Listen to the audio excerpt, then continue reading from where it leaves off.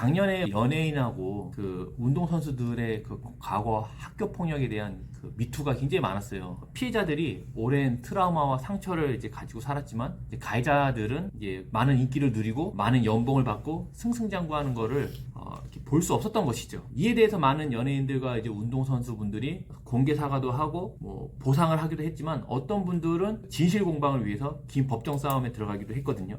이게 가해자들은 기억이 없지만 이 피해자들은 기억을 하고 있는 거죠. 이때 많은 그 운동선수나 그 연예인들이 합의에 이르지 못하고 은퇴를 했어요.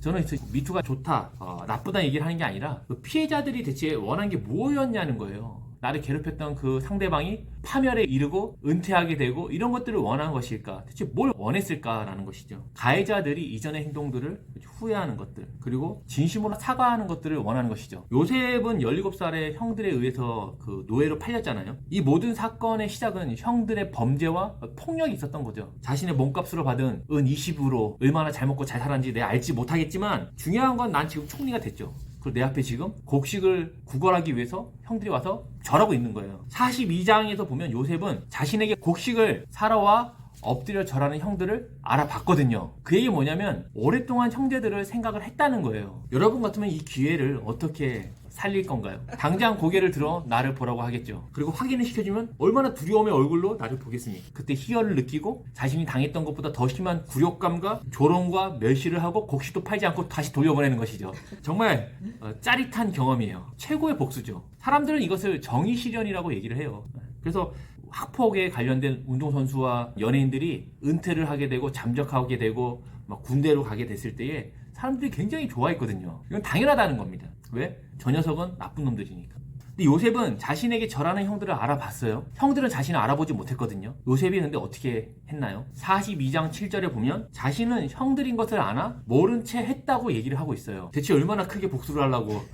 근데 중요한 건 자신의 신분을 밝혀야 그 통쾌함이나 분노에 이글거리는 눈빛을 보여줄 수가 있거든요. 하지만 요셉이 모른 채를 했다는 겁니다. 그러면서 9절에 보니까 요셉이 그들에 대하여 꾼 꿈을 생각했다고 얘기하고 있어요. 그러니까 이전에는 그 꿈을 기억하지 못했어요. 근데 형들이 절할 때에 그 꿈이 생각이 났다는 겁니다. 이 꿈은 어떤 꿈이죠? 창세기 37장에 나오는 형들의 곡식 단이 자신의 단에게 절하는 꿈, 그리고 11별과 해와 달이 자신의 별에게 절하는 그 꿈이거든요. 요셉은 이전까지 이 꿈을 기억하지 못했지만 형들이 절하는 그때 그 꿈이 갑자기 완료태로 생각이 난 거예요. 발동이 된 겁니다. 잊었던 꿈이 생각나는 것은요, 하나의 사건이에요. 이것은 꿈의 성취가 중요한 게 아니에요. 꿈이 발동이 된 겁니다. 생각이 난 거예요. 사건이 일어난 겁니다. 파라오는 2번의 꿈을 꿨죠. 그 사건을 통해서 하나님이 그 일을 속히 이루실 것이다 라는 메시지를 준 것처럼, 요셉의 2번의 꿈이 기억남으로 인해서 하나님이 지금 자신과 형들 사이에 뭔가를 하실 것이라는 것을 요셉이 알게 되는 겁니다. 왜? 사건은 곧 관계잖아요.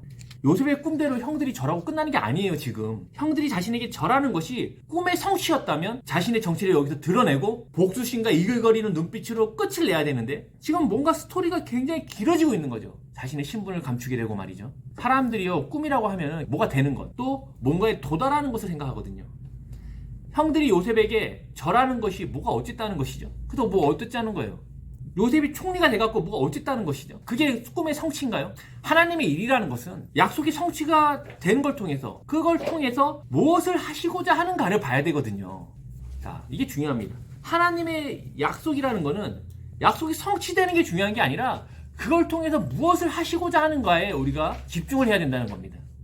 하나님이 내게 물질의 복을 약속했어요. 그래가지고 엄청 물질의 복을 받았네요. 사업을 통해서 큰 부를 이뤘어요. 그게 뭐 어쨌다는 거죠? 나 큰 부를 이뤘다. 하나님이 약속한 건 이뤘다. 그래서 뭐 어쨌다는 거예요? 의사가 되는 걸 꿈꿨어요. 하나님이 의사 되는 걸 꿈꾸시게 하셨어요. 의사 됐어요.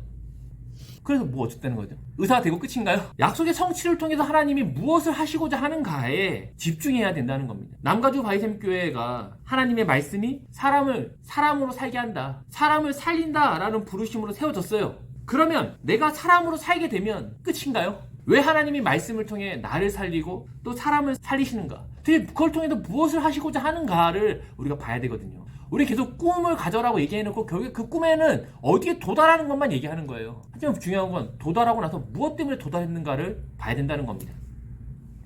주님은 생명의 지탱자시죠. 생명의 공급자가 되심과 같이 나도 그런 생명의 공급자가 되어 사는 것, 죽이 되든 밥이 되든 어쨌든 다른 이의 생명을 살리고 얻고자 하는 것을 해봐야 된다는 겁니다. 모든 목적과 무엇을 하고자 하시는가는 여기와 관련이 있다는 거예요. 요셉의 꿈은 형들이 자신에게 절하는 것이 핵심이 아니에요. 절하고 끝나지 않죠. 꿈들이 생각나는 사건을 통해서 자신과 형들, 그리고 더 나아가서 야곱의 집안, 그러니까 자신과 이스라엘의 집안과의 어떤 뭔가가 있을 거라는 것을 보여주는 것입니다. 꿈이 생각나는 것은요. 하나님이 주시는 사건과 관계는요, 연결성이 있어요. 그 어떤 사건을 보고 다음 걸음을 우리가 결정을 해야 되는 겁니다. 우리는 하나님 백성으로서 모든 사건과 관계에 하나님의 간섭과 인도가 있다는 것을 믿잖아요. 하나님이 주인이시니까요. 그러면 그런 것들을 보고서 걸음을 옮기는 겁니다. 어떤 결과를 가져올지 우리는 몰라요. 내가 이런 걸음을 걸으면 이런 결과가 있을 것이라고 우리가 예측을 할 수 있지만 그 결과가 있는지 없는지 우리가 모르는 거죠. 하지만 중요한 거는 사건과 관계를 만났을 때에 우리는 반응을 해야 한다는 겁니다. 남가주 바이샘교회도 사실 뭔가를 결정하고 시작하는 것에 사건과 관계가 있어야 하거든요. 하나님이 마음을 주시면 우리가 기도를 통해서 그 일을 준비하고 또 하나님이 사건과 관계를 통해 신호를 주실 때에 우리는 거기에 반응해야 되거든요. 제가 이렇게 보면서 가장 안타까운 교회들이 있어요. 어떤 교회냐면 변화와 움직임이 없는 교회예요. 적응하고 만족하는 교회예요. 우리는 좋다는 거죠. 지금이 괜찮다는 겁니다. 이런 건 정말 안타까운 겁니다. 지속적으로 사건을 따라 반응하고 움직이는 교회와 성도가 되어야 하는 것이죠. 물론 결과를 예측할 수 있는 건 아니에요. 이렇게 하면 이렇게 된다는 우리는 모르지만 그날의 사건과 관계에서 반응하는 것이 성도에게 있어서 가장 중요하다는 것입니다. 이전까지는 형들과 자신, 야곱의 집안과 자신의 관계를 요셉은 생각하지 않았어요. 꿈이 생각나는 사건을 통해서 이 관계를 어떻게 할 것인가를 요셉이 알게 되고 이것을 확인하기 위해 요셉이 행했던 다음의 걸음은 뭐냐면 형들을 정탐꾼이라고 모함하여 함정에 빠뜨리는 거였습니다. 예전에 형들이 자신을 함정에 빠뜨리고 두려움과 괴로움을 준 것 같은 환경을 만드는 거예요. 이거는 복수하기 위함이 절대 아니에요.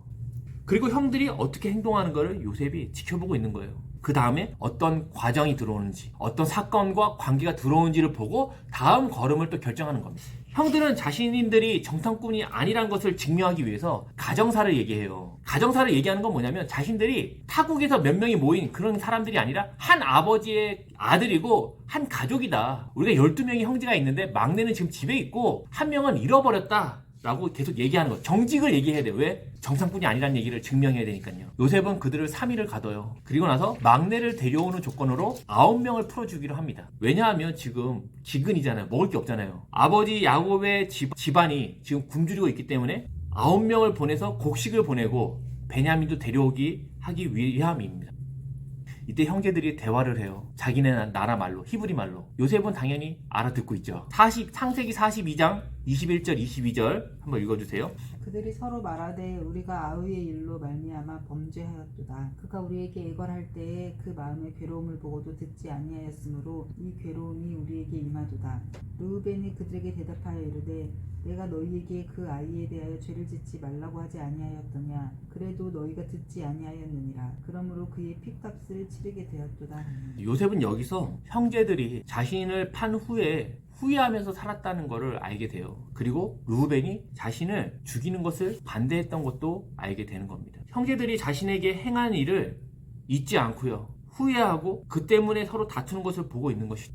가해자인데 그들이 자신들이 했던 악행들을 기억하고 후회하고 있는 거죠.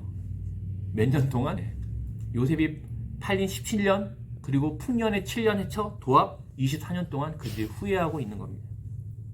구덩이에서 요셉이 애걸하고 괴로워하고 호소하고 울고 불고 했던 것들을 형제들이요 마음에 남은 거예요. 우리가 그때 그거 왜 했지? 그렇게 난리치고 했는데 요셉이 그렇게 애걸하고 괴로움을 우리가 모른 척 한 것 때문에 우리가 그 괴로움을 당한다라고 생각한다는 것은 그들이 그 사건을 잊은 적이 없다는 겁니다. 그들이 진심으로 후회하고 있구나. 24절에 요셉은 그들을 떠나서 울고 돌아오죠. 그들이 후회하는 걸 본 거죠. 요셉이 사라진 후에 야곱의 집안은요 풍비박산이 난 거예요. 야곱은 아들들을 비난하고 믿지 않게 됐어요. 형제들은 서로에게 책임을 돌리고 있었어요. 왜? 후회하기 때문에. 시므온이 인질로 잡히게 되거든요. 그래서 이집트에 시므온이 남고 9명의 아들이 가나안으로 돌아갔지만 42장 36절에 야곱이 이렇게 얘기합니다. 너희가 나에게서 내 자식들을 잃게 하는도다. 요셉도 없어졌고 시므온도 없어졌거늘 베냐민을 또 빼앗아 가고자 하니 이는 다 나를 해롭게 함이다 라고 얘기하거든요. 이 얘기는 뭐냐면 야곱이 지금 그 다른 형제들이 시므온을 죽였거나 팔았다라고 생각을 하는 거예요. 나에게서 빼앗아 간다고 생각하는 것이죠. 왜냐하면 예전에 요셉도 형제들을 만났다가 사라졌잖아요. 그리고 지금도 같이 갔다가 시므온만 사라지고 온 거예요. 그리고 중요한 건 곡식자루 열었는데 그 곡식자루에 뭐가 들었어요? 돈이 들어있었거든요. 그게 뭐냐면 이 자식들이 시므온을 팔았거나 죽인 거예요. 당연히 베냐민을 이 아들들과 함께 타국에 절대 보낼 수 없는 겁니다. 믿을 놈들이 아닌 거죠. 이놈들이 베냐민을 팔려고 이집트에 데려간다고 생각을 하게 되는 거죠.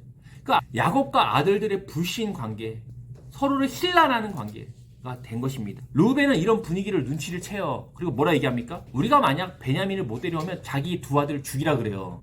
뭐냐면 우리가 지금 베냐민을 죽이려고 한다거나 납치를 하려고 하는 의도가 절대 아니다. 진짜 그 애굽의 총리가 시켰다 라고 얘기하고 싶은 거예요. 이런 야곱의 고백은 요셉이 사라진 후에 그들의 가정의 모습이 어땠는지를 보여주는 겁니다. 얼마나 집이 삭막했겠어요. 대화도 안 하고 서로 불신만 갖고 형들의 후회와 마음의 괴로움은 요셉에게 사과의 소리로 들리는 겁니다. 우리 그런 경우 있잖아요. 나이 든 부모님이 다 큰 자녀를 보면서 후회할 때가 있어요. 엄마가 너 국민학교 5학년 때 그때 때렸던 거 굉장히 후회한다.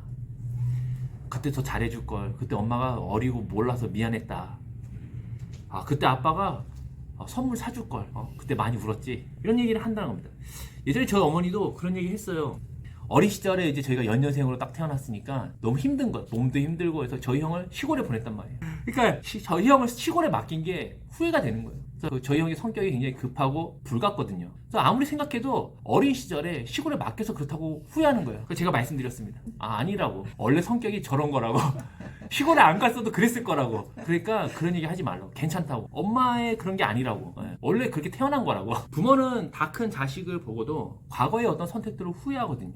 그렇게 하지 말걸. 그때 그렇게 해줄걸. 미안해하는 마음이죠. 형들의 후회는 요셉에게 지금 사과의 소리로 들리는 겁니다. 그들이 했던 짓들을 잊지 않고 마음에 남아서 그러고 사는구나. 야곱은 자신을 판 후에 형들의 삶을 확인하고요. 형들과의 관계에 변화가 있을 것을 알게 되는 것이죠. 형들이 변하지 않았는데 바로 화해할 수 있는 건 아니거든요. 가해자는 기억도 못하는데 피해자가 가서 용서하는 것도 웃겨요. 내가 뭐 했는데 라고 얘기하면 어이가 없잖아요. 그렇게 곡식을 받고 9명의 형제들은 떠나게 되죠. 가나안으로. 43장에 보면 계속하여 기근이 심하고 야곱의 집은 곡식이 또 떨어졌어요. 결국 유다가 아버지 야곱을 계속적으로 설득하여 베냐민을 데리고 이집트로 다시 돌아오게 돼요.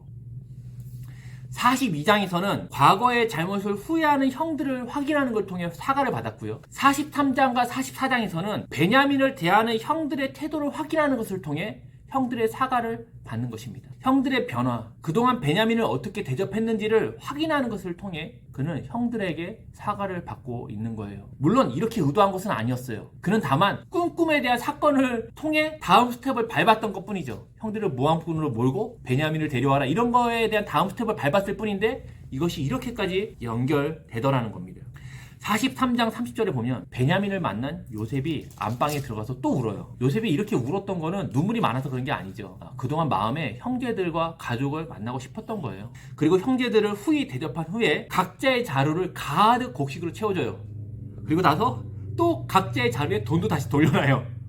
그리고 특별하게 베냐민의 자루에는 요셉의 은잔을 따로 넣어놔요. 여기서 보면 각자의 자루, 각자의 돈 같은 표현들은 요셉의 형제들이 이미 각자의 가정들을 이루고 있고 야곱의 집안이 부족 단위로 커지고 있다는 걸 얘기하는 거예요. 46장 27절 보면 70명의 사람들이 이집트로 내려오거든요. 어쨌든 요셉은 이 베냐민의 자루에 은잔을 넣어놓고 베냐민이 은잔을 훔쳤다라고 또 모함을 해요. 다음 걸음을 걸어보는 겁니다. 그걸 문제 삼아서 베냐민을 가까이 두고 싶었던 것이죠. 본인의 생각은 베냐민을 가까이 두고 싶었던 거였어요. 10 형제들에게 보내는 곡식으로 야곱의 가정은 생명을 얻고 본인은 친동생 베냐민을 곁에 두고 싶었던 걸음을 그가 선택한 것으로 은잔을 넣었던 겁니다. 하지만 이때에 유다가 베냐민을 대신해서 자신이 노예가 되겠다고 얘기를 하는 거예요. 베냐민이 돌아가지 못하면 아버지 야곱이 죽습니다. 내가 대신 노예가 될 테니까 용서해 주시고 베냐민을 풀어주세요 라고 얘기를 하는 거예요.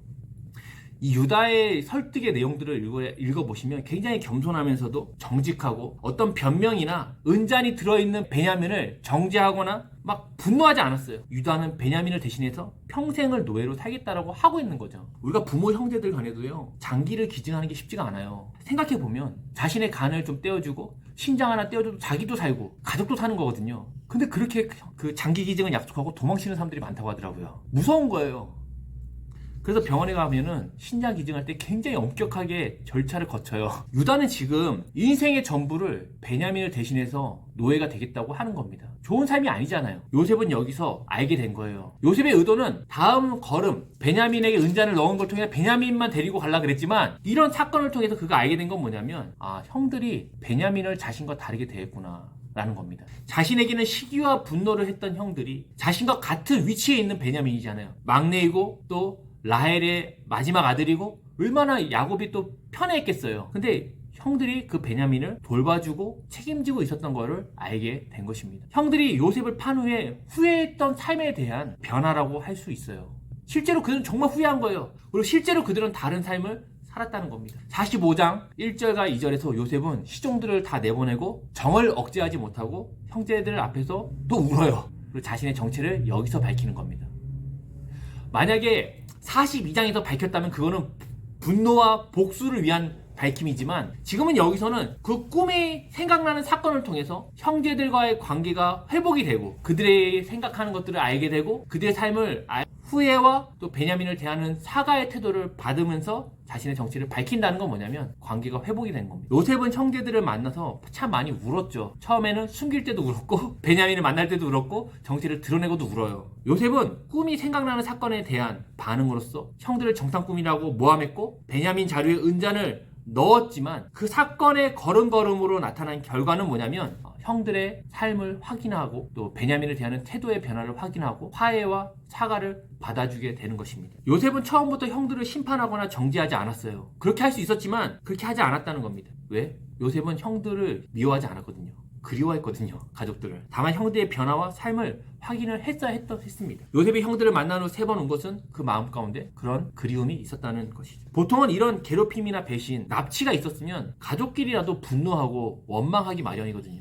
요셉은 그렇게 하지 않았어요. 분노하지 않았고 그들을 그리워했던 이유는 45장 7절 8절에서 나타납니다. 한번 읽어주시겠습니까? 하나님이 큰 구원으로 당신들의 생명을 보존하고 당신들의 후손을 세상에 두시려고 나를 당신들보다 먼저 보내셨나니, 그런즉 나를 이리로 보낸 이는 당신들이 아니요 하나님이시라.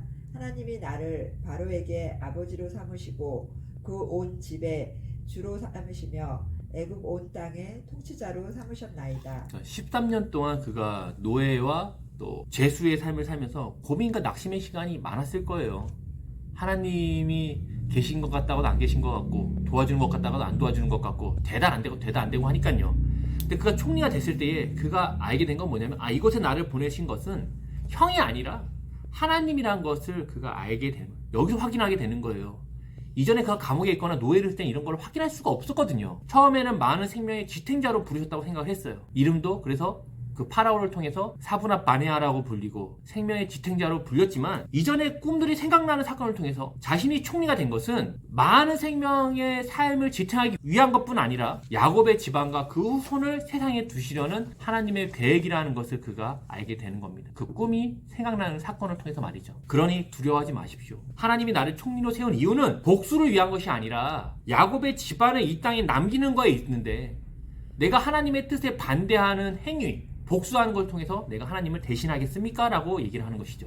요셉이 꾼 꿈이 생각나는 사건에 반응하여 형들의 삶을 확인하게 되는 결과를 가졌고, 그리고 자신이 애굽의 총리가 된 것은 하나님의 뜻이라는 것, 야곱의 집안을 이 땅에 남기기 위한 하나님의 계획이라는 것을 알게 되는 것이죠. 그러니까 형들이 자기에게 절하는 것, 총리가 되는 것 자체가 하나님의 꿈의 성취가 아니라는 거예요. 그거 돼서 대체 뭘 하겠냐는 겁니다. 형들이 절하는 걸 통해서 형들과의 관계가 회복이 되고요. 그리고 총리가 됨으로 인해서 야곱의 집안을 이 땅에 남기는 겁니다. 그래서 이집트에 남아서 70명이 들어왔다가 나갈 때는 수십만 명이 더 나가는 거예요. 왜냐면 인구가 돼야 국가가 되니까요. 하나님이 우리 인생의 주인이시라면 사건과 관계를 주시는 분도 하나님이신 거죠. 우리는 그 사건과 관계에 대하여 반응하여 걸음을 옮기고 다음 과정을요 확인하는 겁니다. 이렇게 하나님의 인도를 받는 거예요. 요셉은 형들이 저런 반응을 할 것은 몰랐어요. 다만 그가 꾼 꿈에 대해서 생각나는 사건으로 인하여 형들과 자신, 야곱의 집안과 자신의 관계가 어떤 일들이 일어날 것이라는 것, 하나님이 뭔가를 행하실 거라는 것을 그는 알고 있었죠. 하지만 어떤 결과로 이루어질지는 몰랐던 거예요.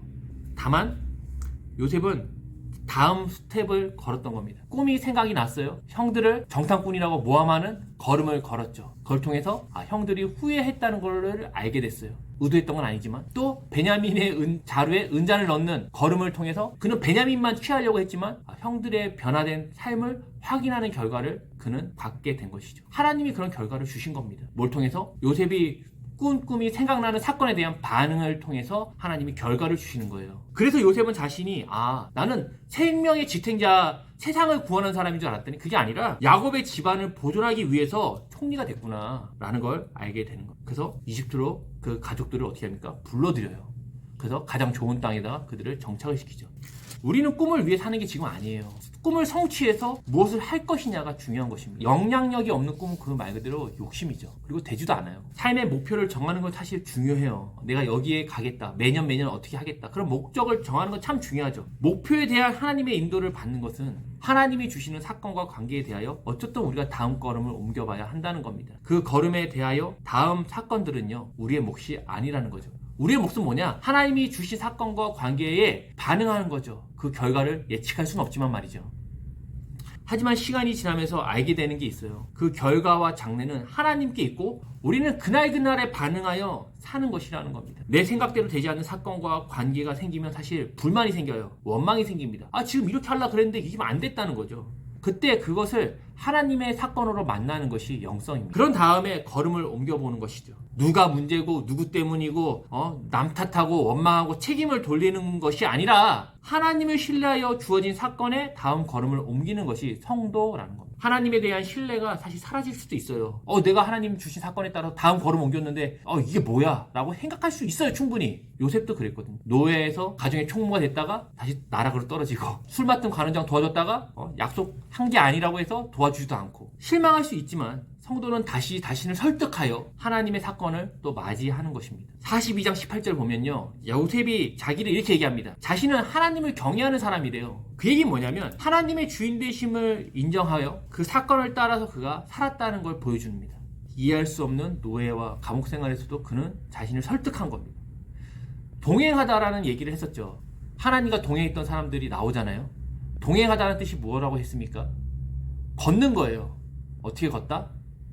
우리는 함께 걷는 걸 생각하지만 히브리어의 뉘앙스를 살리면 설득하여 걷는 겁니다. 누굴 설득해요? 나를 설득하는 거죠. 하나님을 설득하는 게 아니에요. 나를 설득하는 겁니다. 왜냐하면 하나님과 동행하려고 그러면 일단 보이지가 않잖아요. 그리고 감옥에 갈 수도 있고 나 아무것도 안 했는데 갑자기 노예가 될 수도 있고 정말 그 구덩이에서 괴로움과 고통으로 부르짖었지만 들어주지 않을 수도 있고 그때에도 자기를 설득하여 걷는 게 동행하는 겁니다. 그것이 하나님을 경외하는 것이고 그것이 바로 영성이라는 겁니다.